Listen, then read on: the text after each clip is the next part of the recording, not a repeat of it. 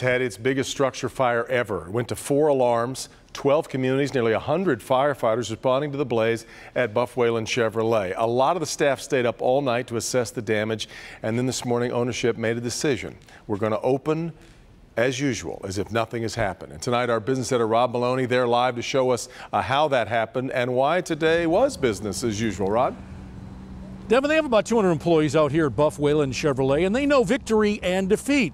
They're the #1 selling Chevy dealership in the nation, and about 10 years ago they had a flood that completely closed the place down. So they know what to do with adversity. So last night when the repair shop and the body shop burned down, well, they said, heck, we know what to do.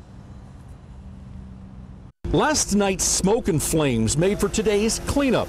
Blackened pickups turned white again after a scrub brushing. Yeah, can you try and get the middle of that window and stuff? It's covered in soot and I just can't reach it. Everyone pitched in to keep the dealership running. They passed out bottled water because the electricity wasn't working and the air conditioning didn't run on the hottest day of the year. And yet they just carried on as business as usual. General Sales Manager Tom Bechtel surveyed the site and the burned down service bays and got emotional. I feel like I lost my best friend.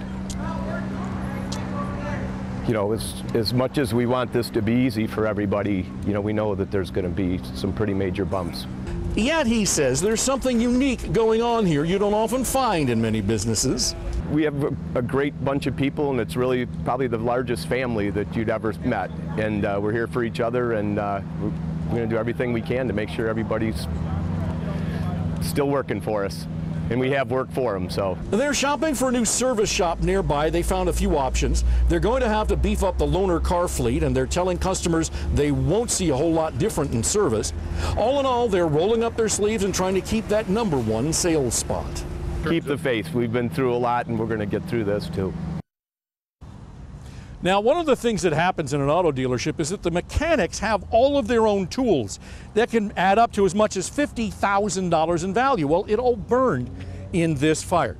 The dealership is telling me tonight that the insurance should cover a lot of it, but if it doesn't, they say the ownership is going to reimburse everybody. They're going to cover all the expenses to make sure everybody is whole, and they expect to have this place building probably by the end of the year. Back to you. And Rod, where are they on the investigation into the fire itself? Well, they have video, and they also have a description of what happened. Apparently, it was somebody scrubbing the floor, and sparks flew out of one of the machines, lit some gas on fire, and the place went up. But the fire department believes they know how this happened, but they still want to do all the checks, and so that's what they've been working on most of the day. All right, Rod.